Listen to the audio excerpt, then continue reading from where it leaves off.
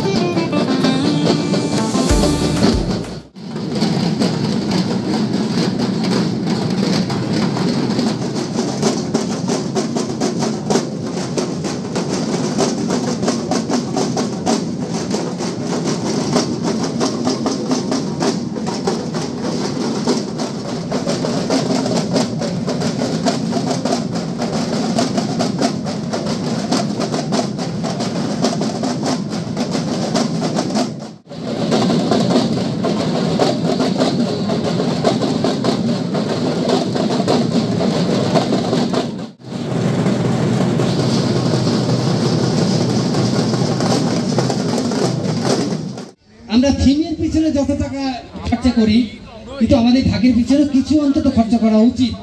এই কারণে বলছি ঢাক ছাড়া কিন্তু যেই পুজো করুন না কেন, যত ভালো ক্লাবই হোক আর ভালো কমিটি হোক, সেই পুজো কিন্তু অসম্পূর্ণ থেকে যায়।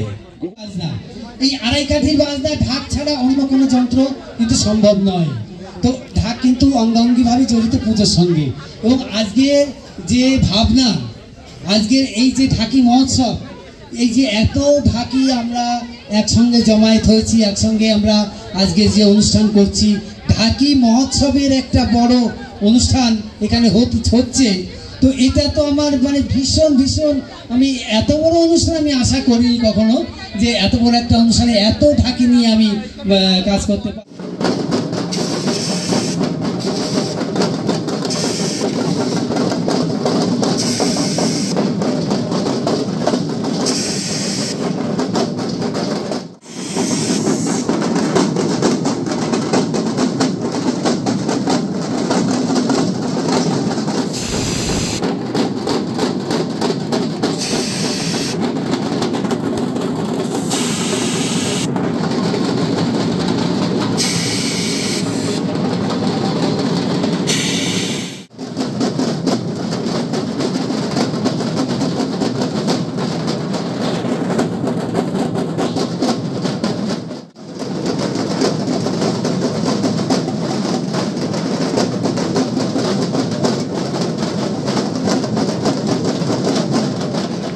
अच्छा साउंड है।